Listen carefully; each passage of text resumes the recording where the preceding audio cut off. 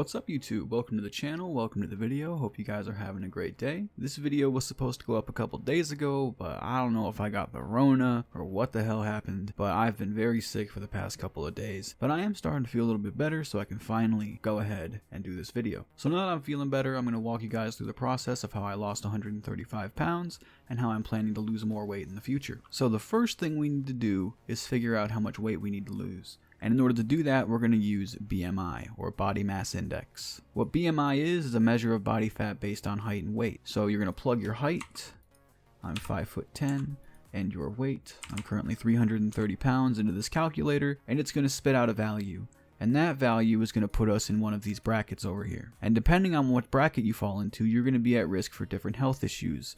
I'm not sure what the health issues are with being underweight. I imagine being a normal weight, you're not at any substantial risk. Overweight would probably be high blood pressure, high cholesterol, prediabetes, and obesity. The risk is absolutely endless. This value doesn't really mean anything when it comes to losing weight. This was just to show you guys how the calculator works. So the next thing we need to figure out is at what weight do we fall into the normal weight category for our height. So we're going to take our weight and we're going to change it, we're going to mess with it until we fall into this bracket. I actually already know this number because I've done this a million times. It's 173. So at 173 pounds, this is the heaviest that I can be while still being considered a normal weight. So now that you know how much weight you need to lose, let's figure out how you actually start losing weight. And how you do that is by figuring out your TDEE, or your total daily energy expenditure. What TDEE is what I would call your maintenance calories. This calculator is going to put out a number, and that number is how many calories you need in order to maintain your current weight. So I'm 21 years old, I weigh 330 pounds, I'm 5'10". Don't mess with the activity setting, we're just going to assume you're not doing any exercise.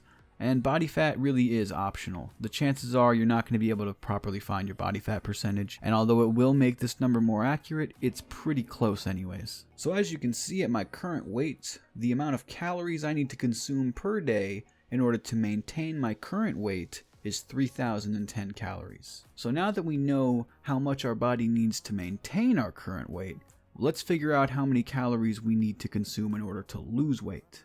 So weight loss is really purely physics. In my previous video, I explained my frustration with how health influencers tend to overcomplicate weight loss in an attempt to seem different and most likely sell you something. But weight loss really is purely physics. It's energy in, energy out, and calories is just an easier way of explaining that energy. In any food, in any amount of food, there is going to be a certain amount of energy or a certain amount of calories within it, and your body uses that energy to function. So as explained before, this is the amount of calories or the amount of energy that your body needs to maintain itself on a daily basis, assuming you're not doing any exercise. So in order to lose weight, we need to short our body's supply of energy. We need our body to not get enough energy from the food we're eating so that it is forced to use our fat stores. So a pound of fat has about 3,500 calories, and the way most people calculate weight loss, as well as myself, is by doing it weekly. So if we divide this by 7, we get 500. So we need to cut 500 calories per day in order to lose a pound per week. But if you have a substantial amount of weight to lose, you can double this by cutting 1,000 calories a day and losing 2 pounds per week. So now that we've figured out how many calories we need to cut per day in order to lose weight, we need to form a general meal plan. One that hopefully excludes calorie-dense foods such as cookies, chips, chocolate, etc. And in my opinion, by all means try and stop drinking your calories. I don't think it's a stretch to say that a good portion of Americans are drinking an entire 2 liters of soda per day, which is well over 1,000 calories before you even really start eating anything. By drinking your calories, whether it be from soda or fruit juice or putting a bunch of stuff in your coffee, it's only going to take away from actual food that will help keep you feeling full in the long term. For a very simple example of a meal plan that you could do for a week or two, you could do like a sweet potato and some eggs for breakfast, a tuna sandwich or some tuna on a salad for lunch, and what I've been doing for dinner for almost 2 years now is just a very vague plan of having one protein and one vegetable or one group of vegetables. And what that does is give me a bunch of wiggle room. I can do pretty much anything with that and still have it be a healthy, tasty meal. One night it could be beef stir fry, the next it could be a sweet potato and some fish.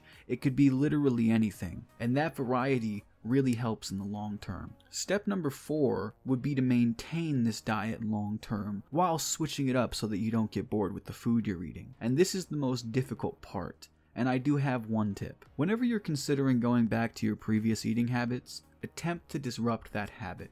Have a conversation with somebody, not even about weight loss. Go for a walk, do the dishes, anything to disrupt the habit and get your mind occupied with something else. Because the longer you let that craving fester before disrupting it, the harder the craving is going to be to resist. In conclusion, I don't want anyone to be mistaken. There is a massive chance you will fail at least once, and that is okay. Everybody stumbles, but you must get back up and keep going. Improving your health is not about the mistakes you make every once in a while. It's about developing healthy long-term habits by giving yourself the best chance to succeed every day and forgiving yourself when you don't. If you stuck around for the end of the video, I hope you enjoyed. I hope you stick around for future videos, and I will catch you guys on the next one.